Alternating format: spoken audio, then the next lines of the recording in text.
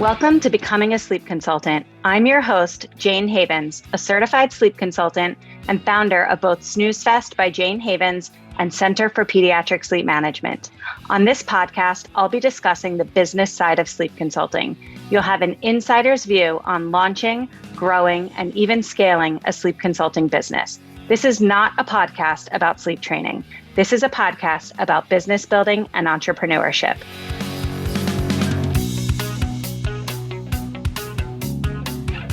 Brittany is a mom of two, a dedicated nurse practitioner specializing in pulmonary and sleep, and a certified pediatric sleep consultant through Center for Pediatric Sleep Management. Her interest in baby sleep took root 6 years ago with the birth of her son, but it wasn't until her daughter arrived 3 years later that she fully immersed herself in understanding infant sleep. Both of Brittany's children struggled with sleep early on, which led her to spend countless hours figuring out effective sleep strategies. Brittany's talent for improving sleep became clear as friends began seeking her advice with their own babies. Often she would think, I should really just find a way to make a business out of this.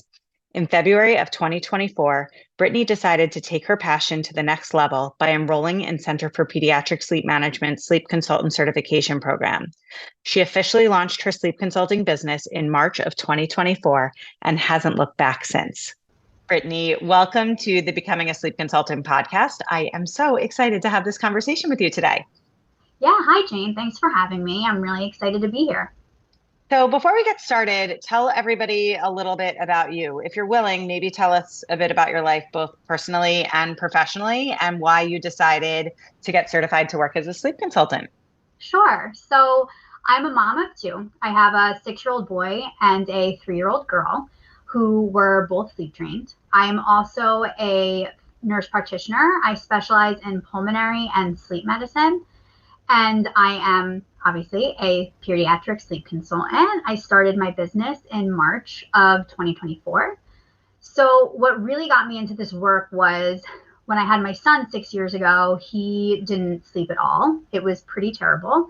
And I really didn't know that there was any other way. Like, I just thought that this was life, this was parenthood.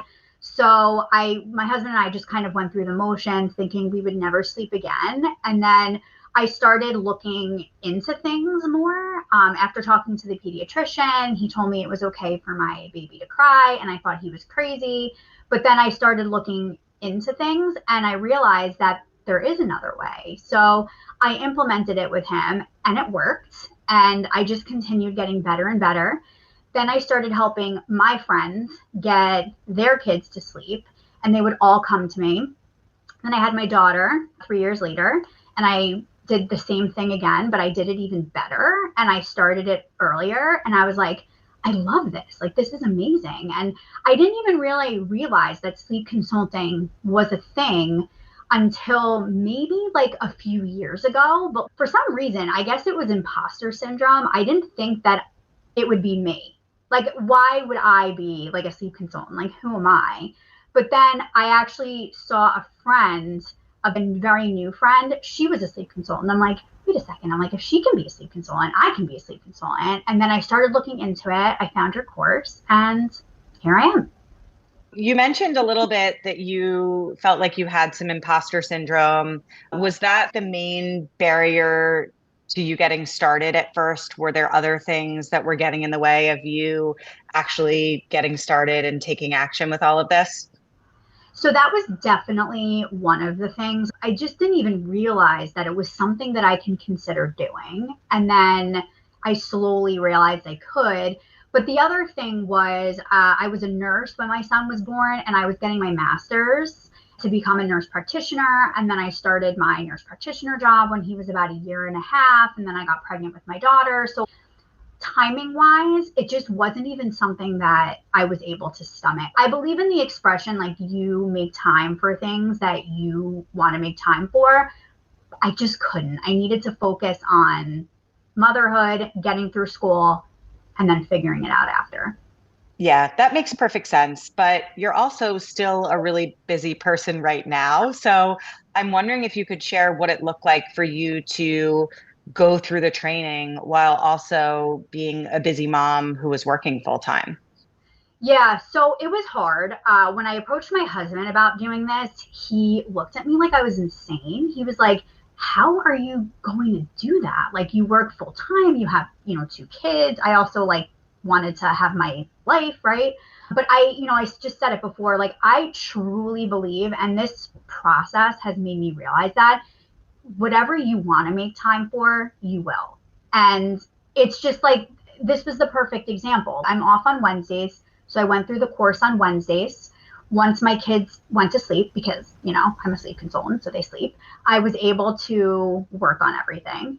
And then the weekends, like I had my husband take them to his parents one day. I was just able to get it done and figure it out. And I made the time. I just did. Yeah, I love that. I love that. And so tell me what it looks like for you to support families now, juggling your full-time job and your family. And I'm sure you have a social life and hobbies and other things going on day to day. I'm curious what it looks like communication wise, because I think a lot of people who are interested in becoming sleep consultants, they're medical professionals, they're nurses, they're PAs, or maybe they're teachers and they work in a classroom all day long. I think you have a similar lifestyle where you can't necessarily be glued to your cell phone. So, how are you supporting families? What does communication look like? And I'm also wondering, are you managing expectations on the front end so that your clients know what to expect from you? So there are no surprises if you Yeah. aren't able to respond right away. So I give myself, and I tell them this, it's in my contract and in my proposal, like after our discovery call, that I need 15 minutes to respond. It's also in my sleep plans that are laid out because I want to give myself that buffer. Like, even if I'm driving somewhere, right? Like, there needs 15 minutes sounds like nothing to me. I mean, that's fast.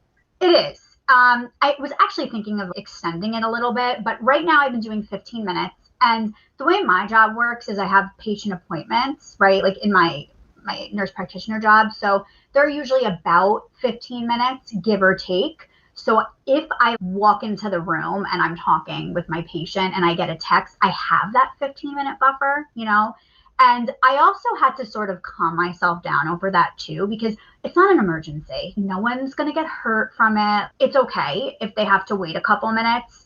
The other thing too is, as I'm getting more clients, I'm realizing like the types of clients that I'm going to take on, right? So a lot of my clients now are in daycare during the day, like during the week. So I don't really have to worry about it. And if the parents are texting me, it's not about naps. It's just a question about bedtime, which I make it clear that if it's a question about bedtime and you're texting me at 9 a.m., it might take me a little bit to respond. So I've done that too. Or if it's a toddler client, it's very unusual that the parent would be texting me about nap. So it's worked out. I actually have done the same thing in my business. Of course, I will support a stay-at-home mom, and if that work comes my way, I'll support them. But it is actually my preference as well to support families that have babies that are on a schedule in school, because from our perspective, it makes our day-to-day easier. I also think it helps them to accept that the day is what the day is. Like we can't we're of course we can give advice and we can share with the daycare best practices, but it's okay if every day looks a little bit different. And I think that that's true for babies whether they're at home or at school, but it's nice when it's sort of forced that way a little bit. 100%. And that's really what's worked for me. Where are you connecting with families that become your clients? How are you building your business? Yeah, so this is one of my huge anxieties going into all this. What I did was I made an Instagram. I'm not tech savvy at all. Like, the fact that I even made an Instagram is like, 5 years ago, I would have been like, who are you? But I made an Instagram with my business name. And then on Facebook groups, I joined like every mom Facebook group I could find. And I'll comment on people's posts. There's sleep training groups that I've commented in. I've done Q&As on sleep training groups. I have a lot of friends in my community who I've helped and who are just my friends, and they've referred me to people. So that's really how I've been building it up. And then through word of mouth, when I've helped someone, they've recommended me and so on and so forth. Yeah. So it sounds like a lot of hustle, but also now maybe you're starting to see the fruits of your labors, right? I think you said you're supporting what, like 2 to 5 families a month. Is that accurate? Yeah, it's about 2 to 5 depending on the month. And what do you envision that look like? What do you want that to look like down the road? Do you want it to grow? Look, like you have a full-time job, you have young kids. Are you wanting your business to expand, or do you feel like you're in a good place?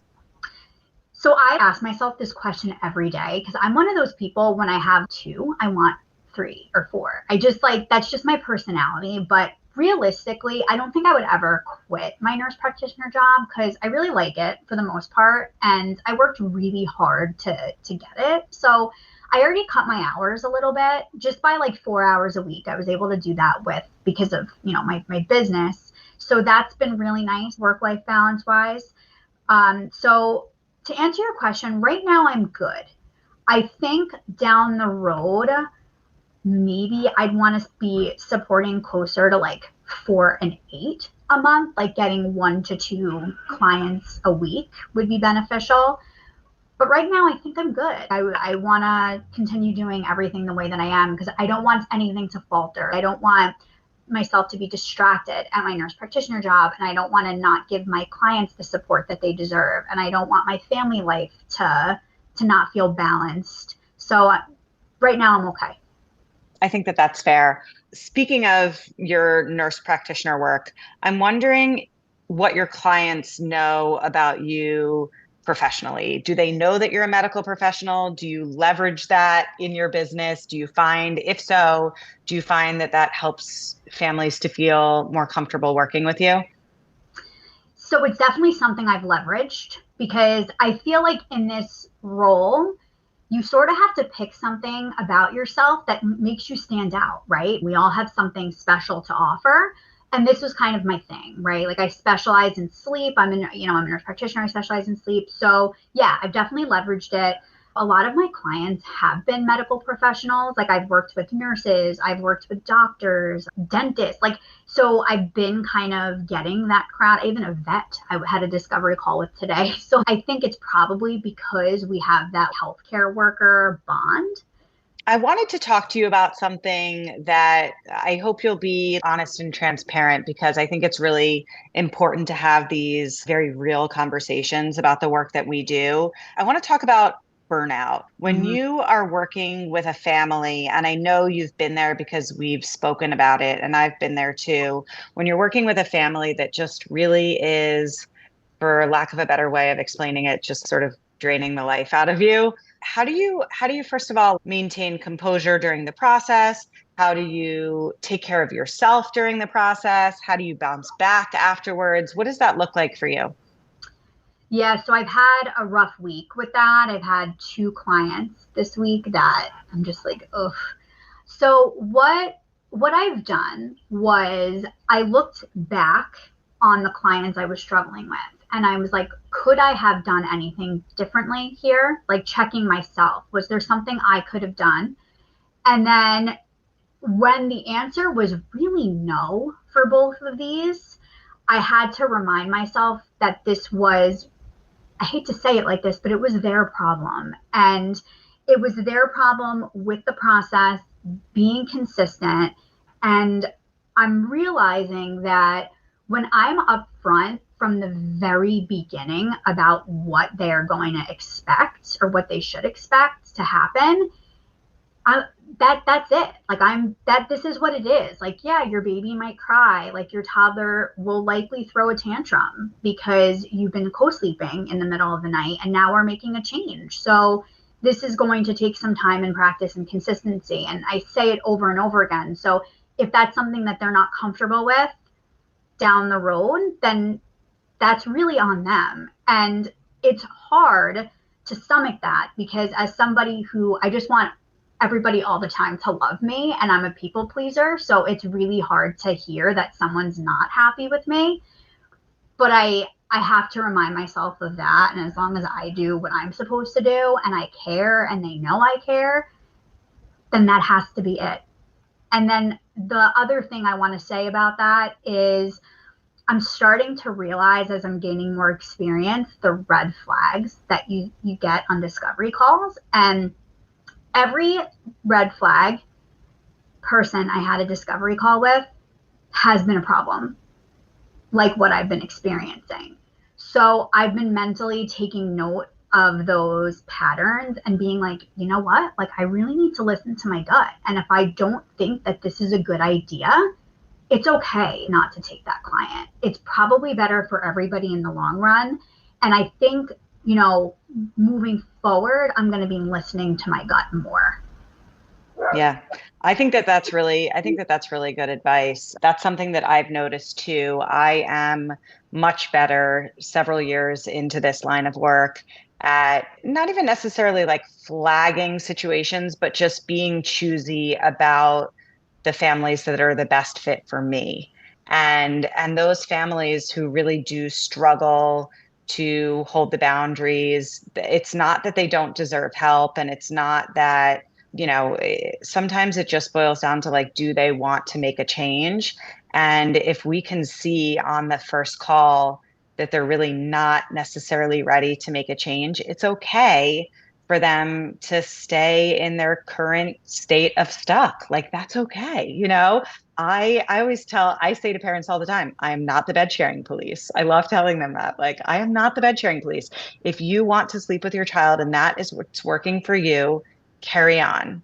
And if you're ready to make a change, then I'm there to support you and to motivate you and inspire you and hold you accountable through the process. For me, sometimes it involves taking a step back. I think it's really great advice that you shared, that you're looking sort of within yourself to see if there's anything that you could do better. I think that that's really humble of you, but also realizing that when you feel overwhelmed and the work isn't bringing you the joy that it normally does, it's okay to just like take a 20-minute breather. And by 20 minutes, I mean like a week or two. Like I definitely have had times in my business where I just have taken a week or two off. And if families reach out to me and they ask, they want to get started right away, I let them know I'm taking a 2-week break and I'm happy to refer them to a colleague, or they can wait until I'm refreshed and replenished and ready to go again. And I don't know, that's what's worked for me. And then also things like I play tennis, I'll get a massage. I'm wondering if you do anything like that to just release tension and energy when you're feeling stressed. Definitely. I work out. That's like my thing. I actually have created this whole morning routine for myself. So I get up early before anyone's awake. I listen to an audiobook for 10 minutes. That's just kind of like sort of, I don't know. Do you know Jen Cicero? Jennifer Sincero? She does or like You Are a Badass books. Do you know? I don't know. Anyway, so I've been listening to her. Like I find her to be really inspirational. So I'll do something like that for 10 minutes, and then I do my workout, and then I'm kind of ready to start my day. And even if I had a bad day the day before, it just kind of like centers me again. Sometimes if something happens in the middle of the day, I'll go for a walk or I'll put my phone away, like just take a break. And that's been really helpful too. Yeah. So we spent a few minutes talking about all the hard stuff. What about the great stuff about the work that we do? What would you say about this work brings you the most joy and the most satisfaction? It's really easy to forget the good stuff when you're going through it, but I've helped so many families at this point, and they have been so grateful for the changes that were made, and it's been amazing. I have a couple clients that really stick out to me that I feel like I've really just changed their lives, and they've, expressed that, and that's been my favorite part. Yeah, it never gets old, right? When you get No. those text messages at 6:45, 7 o'clock in the morning, that the 3.5-year-old slept all night for the first time in his entire life. To me, that just literally never gets old. It's the best. It's actually the best. And their lives are just transformed, and they thank me. And I'm like, wow, that's amazing. But it's also them too. They're the ones putting in the work, and I just love seeing the transformation and the process, and then them developing the confidence in their child too, because so many of these parents have no hope for their kids. Like they just completely lose, the hope that their child can do it.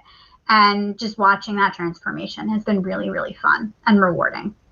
Yeah. Well, it's been fun for me to watch you grow your business because you've really only been at this for, I think it's like 7 or 8 months now. So in my mind, you're still a newbie, but you are really making a name for yourself and you're building a reputation and you've had so many success stories, which just makes me so proud. And I know you said you're happy with where things are right now, but my guess is that for you, without really trying much harder than what you're already doing, your business is naturally going to snowball to that 4 to 8 families a month rather than the 2 to 5 that you're seeing right now. I think that's going to happen for you within the next year without much effort, if I had to guess, or without much increased effort. I think if you continue to do the same things that you're already doing, you're just going to see natural growth. And I'm excited about that for you. Before we wrap up, do you want to share your website, social media, anything that our listeners might want to check out about you? Sure. So my Instagram is Brittany_sleep consultant. And then my website is goodnightnursebh.com. Perfect. Brittany, it was so great chatting with you today.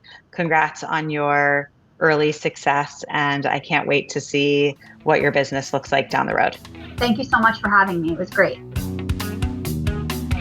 Thank you so much for listening to this episode of the Becoming a Sleep Consultant podcast. If you enjoyed today's episode, it would mean so much to me if you would rate, review, and subscribe. When you rate, review, and subscribe, this helps the podcast reach a greater audience. I am so grateful for your support. If you would like to learn more about how you can become a certified sleep consultant, head over to my Facebook group, Becoming a Sleep Consultant, or to my website, thecpsm.com. Thanks so much, and I hope you will tune in for the next episode.